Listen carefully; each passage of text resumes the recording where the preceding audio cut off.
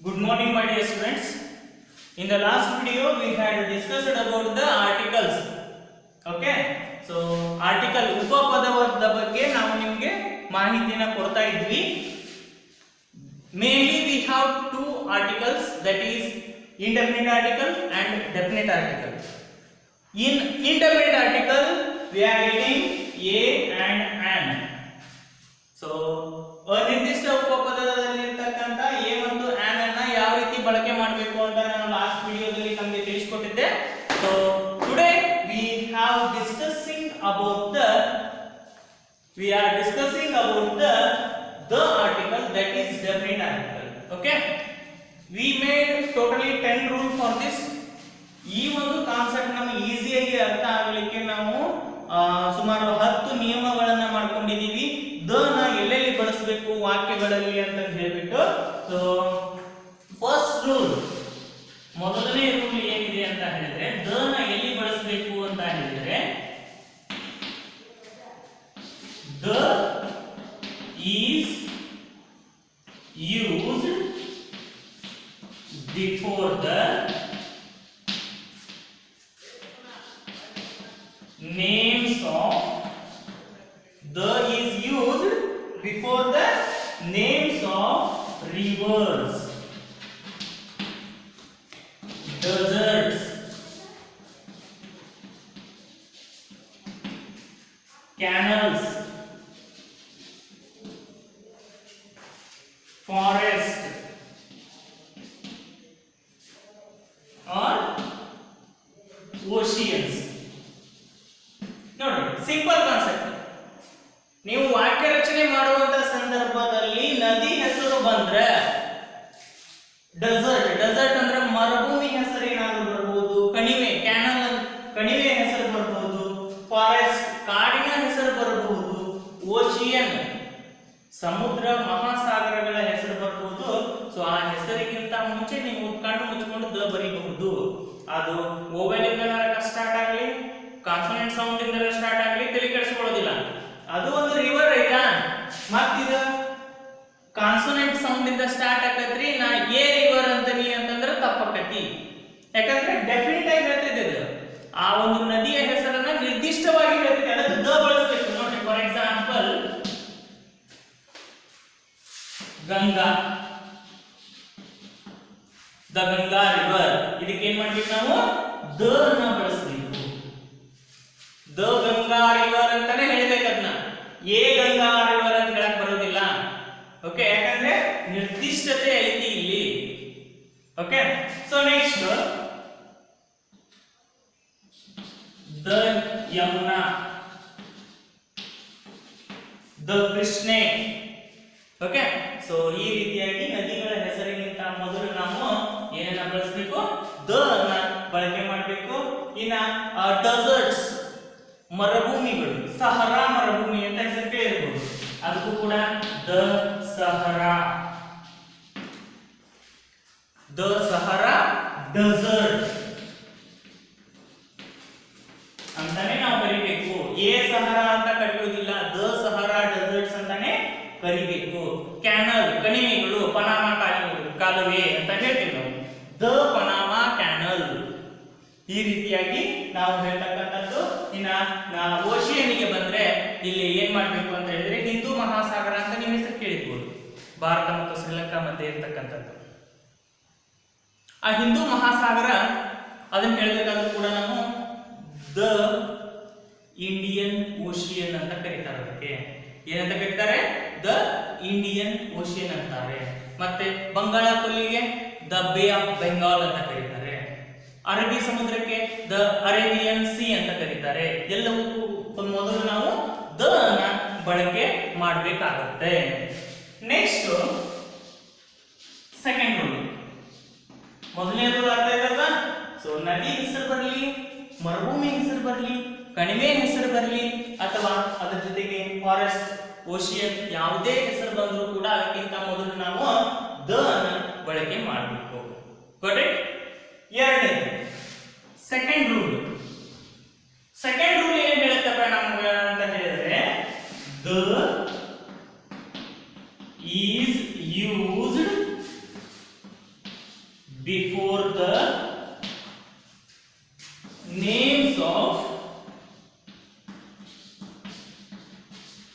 ಹೋಲಿ books ನೋಡಿ. The is used, the ಅಂತಕ್ಕಂತ ಒಂದು ಆರ್ಟಿಕಲ್ ಉಪಪದ ಬಳಕೆ ಆಗುತ್ತೆ ಎಲ್ಲಿ ಅಂತ ಹೇಳಿದ್ರೆ ಬಿಫೋರ್ ದ ನೇಮ್ಸ್ ಆಫ್, ಹೆಸರುಗಳ ಮುಂದೆ. ಯಾವ ಹೆಸರಿನ ಮುಂದೆ? ಹೋಲಿ ಬುಕ್ಸ್ ಅಂದ್ರೆ ಧಾರ್ಮಿಕ ಗ್ರಂಥಗಳ ಹೆಸರಿನ ಮೊದಲು ಅಲ್ಲಿ ದ ಅನ್ನ ಬಳಕೆ ಮಾಡಬೇಕಾಗುತ್ತೆ. So for example, okay, Ramayana,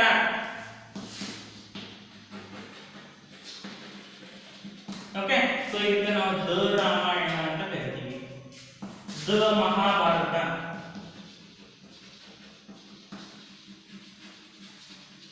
okay. ಆಮೇಲೆ ದ ಕುರಾನ್, ಓಕೆ. ಸೊ ಯಾವುದೇ ಧರ್ಮದಾಗಿರ್ಬೋದು, ಹಿಂದೂ, ಕ್ರಿಶ್ಚಿಯನ್, ಮುಸ್ಲಿಂ, ಬೌದ್ಧ, ಸಿಖ್, ಯಾವುದೇ ಧರ್ಮ ಗ್ರಂಥದ ಹೆಸರು ಏನಾದರೂ ವಾಕ್ಯ ರಚನೆಯಲ್ಲಿ ಬಂದ್ರೆ ಅದಕ್ಕಿಂತ ಮೊದಲು ನಾವು ದ ಅನ್ನ ಬಳಕೆ ಮಾಡಬೇಕು. ಓಕೆ. ಸೊ ವಾಕ್ಯ ರಚನೆ ಮಾಡುವಾಗ ಈ ಧರ್ಮ ಗ್ರಂಥಗಳ ಹೆಸರು ಬಂದ್ರೆ ರಾಮಾಯಣ, ಮಹಾಭಾರತ, ಭಗವದ್ಗೀತಾ, ಕುರಾನ್, ಶ್ರೀ ಗ್ರಂಥ ಸಾಹಿಬ, ಓಕೆ. ಸೊ ಇಂಥವೇನಾದರೂ ಬಂದವು ಅಂತ ಹೇಳಿದ್ರೆ ಸೊ ಅದಕ್ಕಿಂತ ಮೊದಲು ನಾವು ದ ಅಂತಕ್ಕಂತಹ ಒಂದು ಉಪಪದವನ್ನ ಬಳಸಬೇಕಾಗುತ್ತೆ. ಓಕೆ. ಇದರಲ್ಲಿ ಏನಾದರೂ ನಮಗೆ ಡೌಟ್ ಇದ್ರೆ ಸೊ ತಾವು ಕೇಳಬಹುದು. ಸೊ ಇನ್ನು ಮೂರನೇದಾಗಿ ಏನು ಅಂತ ಹೇಳಿದ್ರೆ ಥರ್ಡ್ ರೂಲ್ ಏನ್ ಮಾಡ್ಕೊಂಡಿದೀವಿ ನಾವು ಅಂತ ಹೇಳಿದ್ರೆ ಮತ್ತೆ ದನ ಎಲ್ಲಿ ಬಳಸಬಹುದು? ಮೊದಲನೇದು ನದಿ, ಮರುಭೂಮಿ, ಕಣಿವೆ, ಕಾಡುಗಳು ಹೆಸರು ಮತ್ತೆ ಸಮುದ್ರದ ಹೆಸರಿಗಿಂತ ಮೊದಲು ನಾವು ದನ ಬಳಸಿದ್ವಿ. ಎರಡನೇ ಕಂಡೀಷನ್ ಏನಿದೆ ಅಂತ ಹೇಳಿದ್ರೆ ಧಾರ್ಮಿಕ ಗ್ರಂಥಗಳ ಹೆಸರುಗಳ ಮೊದಲು ನಾವು ದನ ಬಳಸಬೇಕು. ಸೊ ಮೂರನೇದೇನು ಅಂತ ಹೇಳಿದ್ರೆ the is used before the is used before the names of musical instruments.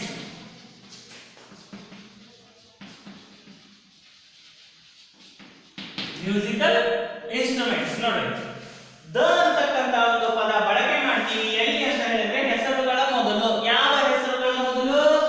Musical instruments.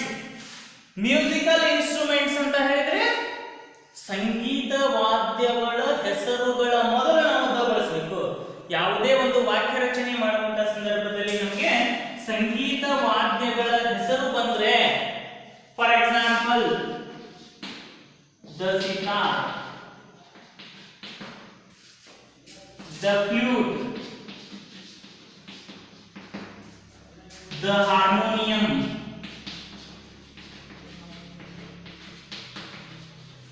Okay. ಸಾಕಷ್ಟು ಸಂಗೀತ ವಾದ್ಯಗಳಿದಾವು. ಸೊ ಎಲ್ಲಾ ಸಂಗೀತ ವಾದ್ಯಗಳ ಹೆಸರುಗಳ ಮೊದಲು ನಾವು ದ ಅಂತಕ್ಕಂತಹ ಒಂದು ಉಪಪದವನ್ನ ಬಳಕೆ ಮಾಡ್ತೀವಿ. ಅರ್ಥ ಆಯ್ತಲ್ಲ? ಸೊ ನೋಡ್ರಿ, ಮೊದಲ ಮೂರು ಕಂಡೀಷನ್ ಹೇಗಿದೆ ಅಂತ ಹೇಳ್ಬಿಟ್ಟು ಸೊ ಇವುಗಳನ್ನೆಲ್ಲ ನೀವು ಸರಿಯಾಗಿ ಲಕ್ಷ್ಯ ಕೊಡಬೇಕು. ದ ಅನ್ನ ಬಳಸುವಂತಹ ಸಂದರ್ಭದಲ್ಲಿ ಅಥವಾ ಯಾವುದೇ ಆರ್ಟಿಕಲ್ ಅನ್ನು ಬಳಸುವಂತ ಸಂದರ್ಭದಲ್ಲಿ ಅದು ಡೆಫಿನಿಟ್ ಆರ್ಟಿಕಲ್ ಬರುತ್ತೋ ಇನ್ಡೆಫಿನಿಟ್ ಆರ್ಟಿಕಲ್ ಬರುತ್ತೆ. ಅಂದ್ರೆ ವಾಕ್ಯದಲ್ಲಿ ನಮಗೆ ನಿರ್ದಿಷ್ಟತೆ ಐತೋ ಇಲ್ವೋ. ನಿರ್ದಿಷ್ಟತೆ ಇಲ್ಲ ಅಂದ್ರೆ ಇನ್ಡೆಫಿನಿಟ್ ಆರ್ಟಿಕಲ್ ಎ ಅಥವಾ ಆನ್ ಬಳಸ್ತೀವಿ. ನಿರ್ದಿಷ್ಟತೆ ಇದ್ರೆ ನಾವು ಈ ಎಲ್ಲ ಕಂಡೀಷನ್ಗಳಲ್ಲಿ ಯಾವ ಕಂಡೀಷನ್ಗೆ ಅಪ್ಲೈ ಆಗುತ್ತೆ ಅಂತ ನೋಡ್ಕೊಂಡ್ಬಿಟ್ಟು ನಾವು ದ ನ ಬಳಸಬೇಕು ಬೇಡವೋ ಅಂತ ಯೋಚನೆ ಮಾಡಿ ಸರಿಯಾದ ಉತ್ತರವನ್ನ ಬರೀಬೇಕಾಗುತ್ತೆ. ಯಾಕಂದ್ರೆ ಎಕ್ಸಾಮ್ ಪರ್ಪಸ್ ಆರ್ಟಿಕಲ್ ಅಂತಕ್ಕಂಥದ್ದು very important chapter. Okay. So ಅರ್ಥ ಮಾಡ್ಕೊಳ್ರಿ ಯಾವ ಸಂದರ್ಭದಲ್ಲಿ ಬಳಸಬೇಕು ಅಂತ ಹೇಳ್ಬಿಟ್ಟು. ಓಕೆ. ಸೊ ಮುಂದಿನ ಒಂದು ರೂಲ್ ನ ನೋಡೋಣ.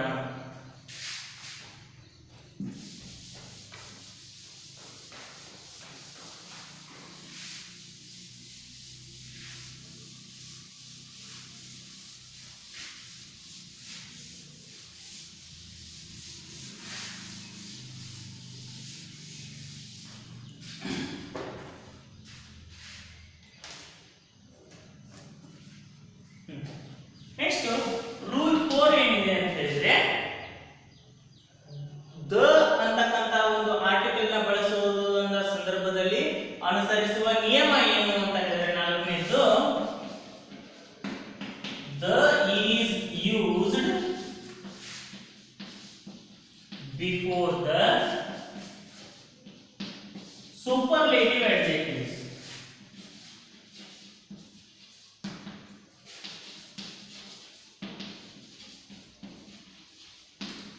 ನೋಡಿ, ಸೂಪರ್ಲೇಟಿವ್ ಅಡ್ಜೆಕ್ಟಿವ್ಸ್ ಅಂತ ಹೇಳಿದ್ರೆ ಏನು? ಅಡ್ಜೆಕ್ಟಿವ್ ನಾಮಪದ ಪಾರ್ಟ್ಸ್ ಆಫ್ ಸ್ಪೀಚ್ ಹೇಳುವಂತ ಸಂದರ್ಭದಲ್ಲಿ ನಾನು ಹೇಳಿದ್ದೀನಿ ಅಡ್ಜೆಕ್ಟಿವ್ ಅಂತ ಹೇಳಿದ್ರೆ ಏನು ಅಂತ ಹೇಳಿದ್ರೆ ನಾಮವಿಶೇಷಣ. ಅದು ಸೂಪರ್ಲೇಟಿವ್ ಡಿಗ್ರಿಯಲ್ಲಿ ಇದ್ದಾಗ ಅಂದ್ರೆ est ಇಂದ ಕೊನೆಯಾಗುವಂತಹದ್ದು. For example, the tallest, the biggest,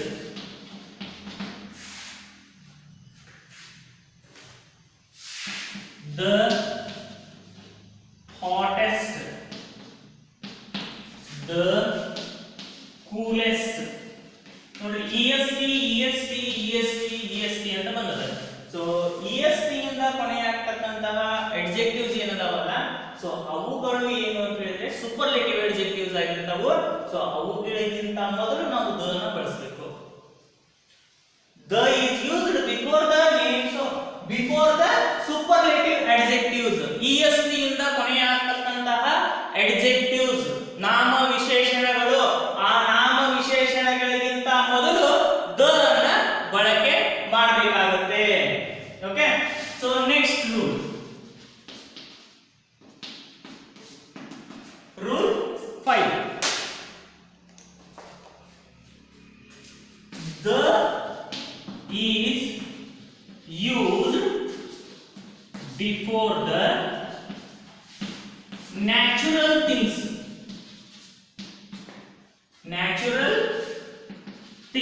ನೋಡಿ, ನ್ಯಾಚುರಲ್ ಥಿಂಗ್ಸ್ ಅಂತ ಹೇಳಿದ್ರೆ ಸ್ವಾಭಾವಿಕ ಸಂಪನ್ಮೂಲಗಳು, ಸ್ವಾಭಾವಿಕ ವಸ್ತುಗಳು, ಸ್ವಾಭಾವಿಕ ಸಂಪನ್ಮೂಲಗಳು. ಸೊ ಅವುಗಳು ಯಾವಾಗಿರಬಹುದು? ವಾಕ್ಯ ರಚನೆ ಮಾಡುವಂತಹ ಸಂದರ್ಭದಲ್ಲಿ ಏನಾದರೂ ಸನ್ ಸೂರ್ಯ, ಆಮೇಲೆ ಚಂದ್ರ, the moon, okay, the earth, the planet. Okay, ಇಲ್ಲಿ ಸೂರ್ಯ ನೈಸರ್ಗಿಕ ಸಂಪನ್ಮೂಲ, ಸ್ವಾಭಾವಿಕ ಸಂಪನ್ಮೂಲ. ಓಕೆ, ಸೊ ವಾಕ್ಯ ರಚನೆಯಲ್ಲಿ ಸೂರ್ಯ ಬರಲಿ, ಚಂದ್ರ ಬರಲಿ, ಭೂಮಿ ಕೂಡ ಒಂದು ಸ್ವಾಭಾವಿಕ ಸಂಪನ್ಮೂಲ. ಸೊ ಅಂತಹವುಗಳ ಹೆಸರಿನಿಂದ ಮೊದಲು ಅಂದ್ರೆ ಅವುಗಳ ಮೊದಲು ನಾವು ದ ನೇ ಬಳಸಬೇಕು. ಇದು ಕಾನ್ಸೋನೆಂಟ್ ಸೌಂಡ್ ಇಂದ ಪ್ರಾರಂಭ ಆಗೈತಿ, ನಾನು ಎ ಸನ್ ಅಂತೀನಿ ಅಂತ ಹೇಳಿದ್ರೆ ತಪ್ಪಾಗ್ತದೆ. ಯಾಕಂದ್ರೆ ಸನ್ ಅಂತಕ್ಕಂಥದ್ದು ಒಂದು ನ್ಯಾಚುರಲ್ ಥಿಂಗ್, ಅದಕ್ಕೋಸ್ಕರ ನಾವು ಅಲ್ಲಿ ದ ಅನ್ನೇ ಬಳಕೆ ಮಾಡಬೇಕಾಗುತ್ತೆ. Okay, clear? Next rule 6. Rule 6 ಏನ್ ಹೇಳುತ್ತಪ್ಪ ನಮಗೆ ಅಂತ ಹೇಳಿದ್ರೆ, the is used before the names of countries, communities. No. The ಅಂತಕ್ಕಂತಹ ಒಂದು ಉಪಪದ ಮತ್ತೆ ಇಲ್ಲಿ ಬಳಕೆ ಆಗ್ತತಿ ಅಂತ ಹೇಳಿದ್ರೆ, for example, before the names of countries. Countries ಅಂದ್ರೆ ದೇಶಗಳು, ದೇಶಗಳ ಹೆಸರಿಗಿಂತ ಮೊದಲು ಕಮ್ಯುನಿಟೀಸ್ ಸಂಘಟನೆಗಳು, ಅವುಗಳಿಗಿಂತ ಮೊದಲು ನಮಗೆ ನಾವು ದ ಅನ್ನ ಬಳಕೆ ಮಾಡಬೇಕಾಗುತ್ತೆ. ನೋಡಿ, the India, okay, the America. ನೀವು ಯಾವುದೇ ಸ್ಟೇಟ್ಮೆಂಟ್ ನೋಡ್ರಿ, ವಾಕ್ಯದಲ್ಲಿ ಇಂಡಿಯಾ ಬಂದತೆ ಅಂತ ಹೇಳಿದ್ರೆ, ವಾಕ್ಯದ ಮಧ್ಯದಲ್ಲಿ ಇಂಡಿಯಾ ಬಂದತೆ ಅಂದ್ರೆ ದ ಇಂಡಿಯಾ ಅಂತ ಬಂದಿರುತ್ತೆ, the America. Okay, so communities ಒಳಗೆ ಬಂದ್ರೆ the UAE, United Arab Emirates ಅಂತ ಹೇಳ್ಬಿಟ್ಟು, ಆಮೇಲೆ ದ USSR. ಓಕೆ, ಸೊ ಇವೆಲ್ಲ ಸಂಘಟನೆಗಳು, ಸಂಘಟನೆಗಳ ಹೆಸರುಗಳ ಮೊದಲು, ದೇಶದ ಹೆಸರುಗಳ ಮೊದಲು ನಾವು ದ ಅನ್ನ ಬಳಕೆ ಮಾಡುವಂತಹ ಒಂದು ನಿಯಮ ಇದೆ. ಸೊ ಅದನ್ನು ಕೂಡ ತಾವು ಅರ್ಥ ಮಾಡಿಕೊಳ್ಳಿ.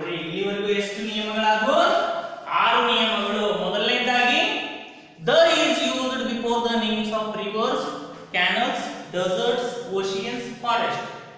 The is used before the names of holy books. Third one, the is used before the names of musical instruments, ಅಂದ್ರೆ ಸಂಗೀತ ವಾದ್ಯದ ಹೆಸರುಗಳ ಮೊದಲು. Fourth one, the is used before the superlative adjectives, ಅಂದ್ರೆ ಸರ್ವಶ್ರೇಷ್ಠ ತರತಮ ವಾಚಕಗಳು, ಸರ್ವಶ್ರೇಷ್ಠ ನಾಮವಿಶೇಷಣಗಳಕ್ಕಿಂತ ಮೊದಲು ನಾವು ದ ಅನ್ನು ಬಳಸ್ತೀವಿ. ಮತ್ತೆ the is used before the natural things, ಸ್ವಾಭಾವಿಕ ಸಂಪನ್ಮೂಲಗಳ, ಸ್ವಾಭಾವಿಕ ವಸ್ತುಗಳ ಹೆಸರಿಗಿಂತ ಮೊದಲು ನಾವು ದ ನ ಬಳಕೆ ಮಾಡ್ತೀವಿ. ಹಾಗಾಗಿ the is used before the names of countries and communities, ದೇಶಗಳ ಹೆಸರಿಗಿಂತ ಮೊದಲು ಅದರ ಜೊತೆಗೆ ಒಕ್ಕೂಟಗಳು, ಸಂಘಟನೆಗಳು, ಅವುಗಳ ಒಂದು ಹೆಸರಿನ ಮೊದಲು ನಾವು ಇಲ್ಲಿ ದ ಅಂತಕ್ಕಂಥದ್ದನ್ನ ಬಳಸಬೇಕಾಗುತ್ತೆ. ಓಕೆ, ಸೊ ನೆಕ್ಸ್ಟ್ 7ನೇದು ಏನಿದೆ ಅಂತ ನೋಡೋಣ.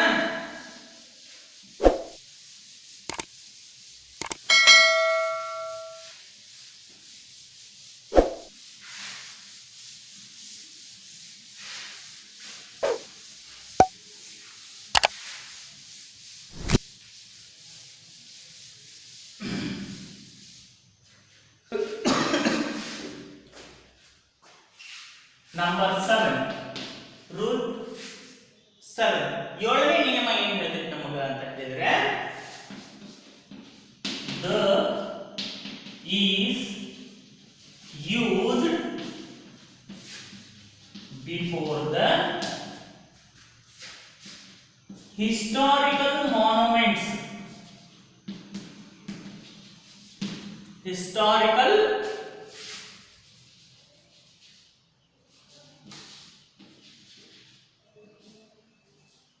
ಮಾನ್ಯುಮೆಂಟ್ಸ್, ಐತಿಹಾಸಿಕ ಸ್ಮಾರಕಗಳು. ಹಿಸ್ಟಾರಿಕಲ್ ಮಾನ್ಯುಮೆಂಟ್ ಅಂದ್ರೆ ಐತಿಹಾಸಿಕ ಸ್ಮಾರಕಗಳು. ಅವು ಯಾವಾಗಿರ್ಬೋದು? For example, the Qutub Minar ಐತಿಹಾಸಿಕ ಸ್ಮಾರಕ ಹೌದಲ್ರಿ, ಹಿಂದೆ ಯಾವುದೋ ಒಂದು ಕಾಲದಲ್ಲಿ ಕಟ್ಟಿದ್ದು, ಇನ್ನೂವರೆಗೂ ಕೂಡ ಇದೆ ಅಲ್ವಾ.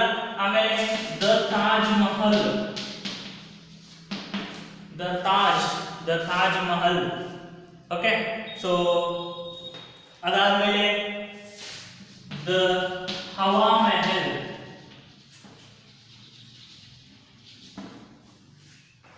ಓಕೆ, ಸೊ ಇವುಗಳೆಲ್ಲವೂ ಕೂಡ ಇನ್ನೂ ಹಲವಾರು ಇದಾವೆ.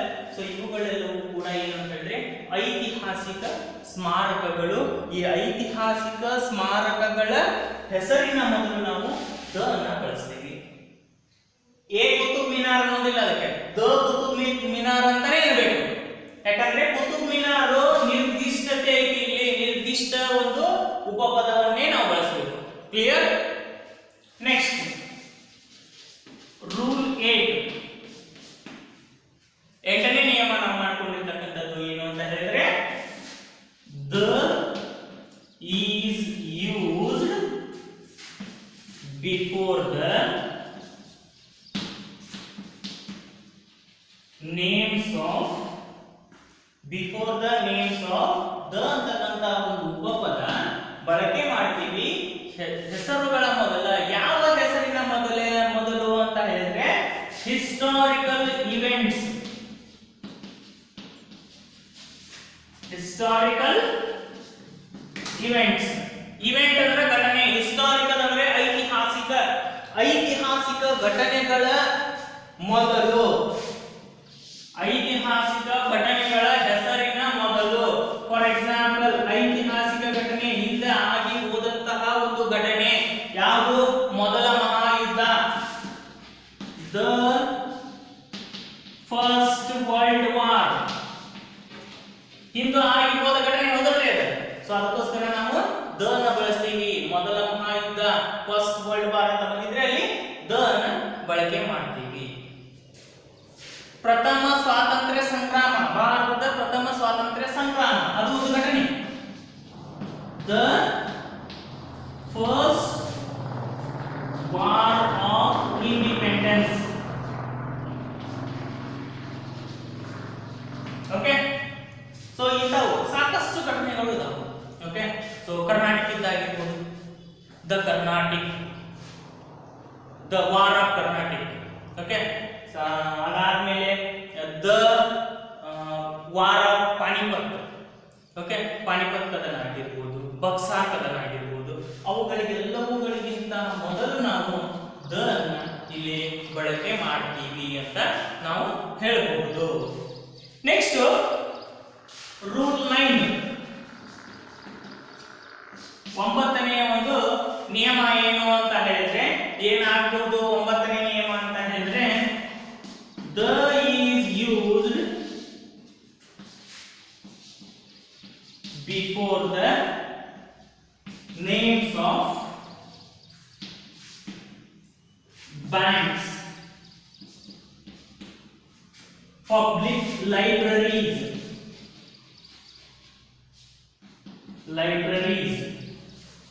ಬ್ಯಾಂಕಿನ ಹೆಸರಾಗಿರ್ಬೋದು, ಲೈಬ್ರರಿ ಹೆಸರಾಗಿರ್ಬೋದು, ಅದರ ಜೊತೆಗೆ government departments,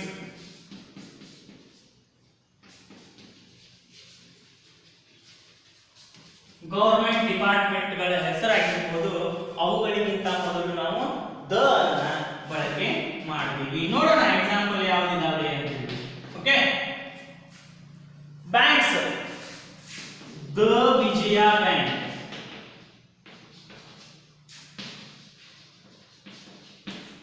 the KVG bank, the state bank. ಹೌದಾ? ಸೊ ಎಲ್ಲ ಬ್ಯಾಂಕಿನ ಹೆಸರುಗಳ ಮುಂಚೆ ಅವು ಏನ್ ಬರ್ತದೆ ಅಂತ ಹೇಳಿದ್ರೆ ದ ಅನ್ನ ನಾವು ಬಳಕೆ ಮಾಡಬೇಕಾಗುತ್ತೆ. The public library of Dharwad. Okay. ಧಾರವಾಡದ ಒಂದು ಪಬ್ಲಿಕ್ ಲೈಬ್ರರಿ. ಮತ್ತೆ public government department, the police department,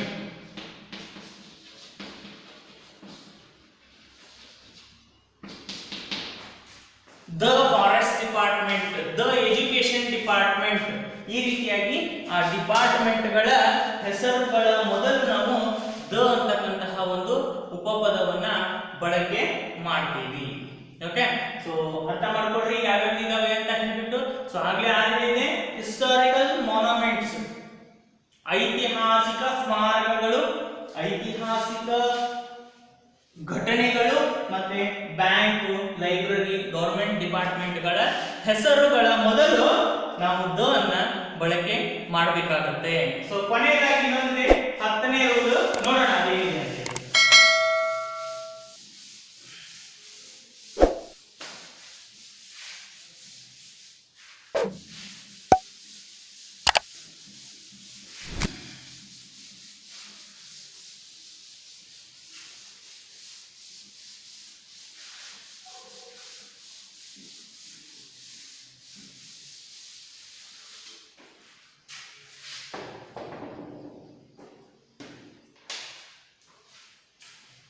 rule 10, ಕೊನೆಯ ರೂಲ್ ಏನು ಅಂತ ಹೇಳಿದ್ರೆ ನಿಯಮ, ಕೊನೆಯ ನಿಯಮ ಏನಿರುತ್ತೆ ಅಂತ ಹೇಳಿದ್ರೆ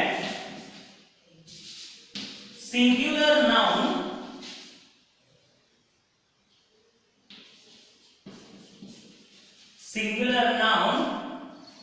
which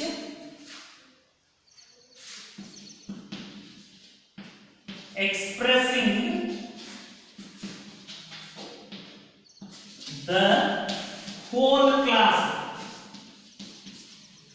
ಅಂದ್ರೆ ಇದು ಸಿಂಗ್ಯುಲರ್ ನೌನ್, ಒಂದು ನಾಮಪದ ಏನ್ ಮಾಡ್ತಾ ಇರಬೇಕು ಅಂತ ಹೇಳಿದ್ರೆ ಆ ಒಂದು ನಾಮಪದದ ಗುಂಪು ಏನಿರ್ತಲ್ಲ ಅದನ್ನ ಬಿಲಾಂಗ್ ಮಾಡ್ತಾ ಇರಬೇಕು, ಎಕ್ಸ್ಪ್ರೆಸ್ ಮಾಡ್ತಾ ಇರಬೇಕು. ಒಂದು ಎಕ್ಸಾಂಪಲ್ ಕೊಟ್ಟು ನೋಡಿದ್ರೆ ಗೊತ್ತಾಗುತ್ತೆ ನಿಮಗೆ ಏನು ಅಂತ ಹೇಳಿದ್ರೆ the rose is beautiful flower. ನೋಡಿ ರೋಸ್ ಹೂವು ಹೌದಾ, ರೋಸ್ ಅಂತಕ್ಕಂಥ ಆ ಒಂದು ಗುಲಾಬಿ ಹೂವು ಯಾವ ಒಂದು ಗುಂಪನ್ನ ಎಕ್ಸ್ಪ್ರೆಸ್ ಮಾಡ್ತಾ ಇದ್ದೆ, ಫ್ಲವರ್ಗಳ ಒಂದು ಗುಂಪನ್ನ. ಅಂದ್ರೆ ಹೂವುಗಳ ಗುಂಪಿನಲ್ಲಿ ಅತ್ಯಂತ ಸುಂದರವಾಗಿರ್ತಕ್ಕಂಥ ಹೂವು ಗುಲಾಬಿ ಹೂವು. ಅರ್ಥ ಆಯ್ತಲ್ಲ? ಈ ಗುಲಾಬಿ ಹೂವುಗಳ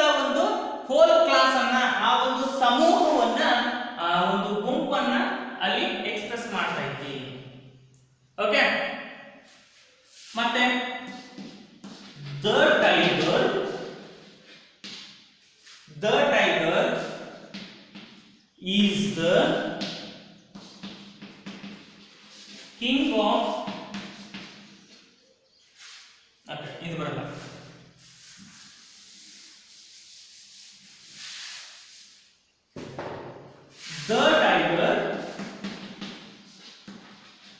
the tiger is wild animal. Okay tiger ಅಂತಕ್ಕಂಥದ್ದು ಇಲ್ಲಿ ದ ಅನ್ನು ನಾವು ಬಳಸ್ತೀವಿ ಯಾಕೆ ಅಂತ ಹೇಳಿದ್ರೆ ಎನಿಮಲ್ ಪ್ರಾಣಿಗಳ ಒಂದು ಸಮೂಹವನ್ನ ಅದು ಯಾವುದು ಕಾಡು ಪ್ರಾಣಿಗಳ ಒಂದು ಸಮೂಹದಲ್ಲಿ ಇರುವಂತಹದ್ದು ಅದು ಏನು ಅಂತ ಹೇಳಿದ್ರೆ ದ ಅನ್ನ ನಾವು ಇಲ್ಲಿ ಬಳಕೆ ಮಾಡ್ತೀವಿ ಓಕೆ ಆಮೇಲೆ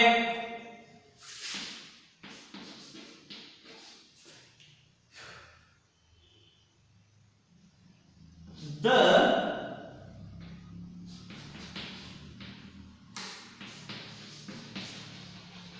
elephant is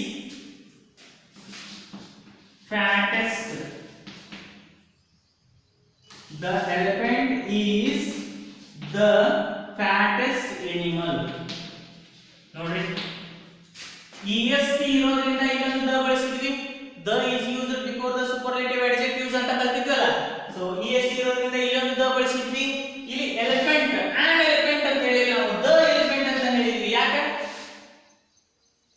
ಯಾಕಂದ್ರೆ ಈ ಒಂದು ವಾಕ್ಯದ ಅರ್ಥವನ್ನ ನಾವು ನೋಡಿದಾಗ ಈ ಎಲಿಫೆಂಟ್ ಆನೆ ಅಂತಕ್ಕಂಥದ್ದು ಪ್ರಾಣಿಗಳಲ್ಲಿನೇ ಅತ್ಯಂತ ದಪ್ಪನಾದ ಫ್ಯಾಟೆಸ್ಟ್ ಎಲಿಫೆಂಟ್ ಆಗಿದೆ ಫ್ಯಾಟೆಸ್ಟ್ ಅಂದ್ರೆ ದಪ್ಪನಾಗಿರ್ತಕ್ಕಂಥದ್ದಿದೆ ಅದಕ್ಕೋಸ್ಕರ ನಾವಿಲ್ಲಿ ದ ಅನ್ನ ಬಳಕೆ ಮಾಡಿದ್ವಿ ಓಕೆ ಆತ್ಮೀಯ ವಿದ್ಯಾರ್ಥಿಗಳೇ ಇಲ್ಲಿವರೆಗೂ ಕೂಡ we have learned about the definite article where we can use the as a definite article.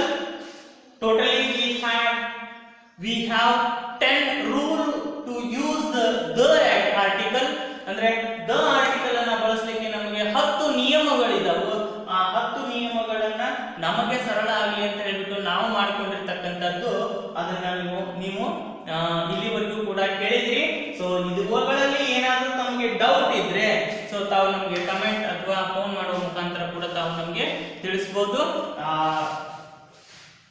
ಮತ್ತೆ ಇನ್ಡೆಫಿನಿಟ್ ಆರ್ಟಿಕಲ್ ನ ಮೊನ್ನೆ ದಿನ ಮಾಡಿರ್ತಕ್ಕಂಥ ಲೆಸನ್ ಅನ್ನ ಯಾರಾದರೂ ನೋಡಿಲ್ಲ ಅಂದ್ರೂ ಕೂಡ ಸೊ ಡಿಸ್ಕ್ರಿಪ್ಷನ್ ಬಾಕ್ಸ್ ನಲ್ಲಿ ಲಿಂಕ್ ಇರುತ್ತೆ ಸೊ ಅದರ ಮೇಲೆ ಕ್ಲಿಕ್ ಮಾಡುವ ಮುಖಾಂತರ ತಾವು ಆ ಒಂದು ವಿಡಿಯೋನ ಕೂಡ ನೋಡಬಹುದು ಮೊದಲು ಆ ವಿಡಿಯೋ ನೋಡಿದ್ಮೇಲೆ ಈ ವಿಡಿಯೋನ ನೋಡಿ ಅಂದ್ರೆ ತಮಗೆ ಸಂಪೂರ್ಣವಾಗಿ ಅರ್ಥ ಆಗುತ್ತೆ ಅಂತ ಹೇಳ್ತಾ ಇನ್ನೊಂದು ಟಾಪಿಕ್ ಬಗ್ಗೆ ಮುಂದಿನ ದಿನದಲ್ಲಿ ಭೇಟಿಯಾಗೋಣ ಅಂತ ಹೇಳ್ತಾ ಅಲ್ಲಿವರೆಗೂ ಶುಭ ದಿನ.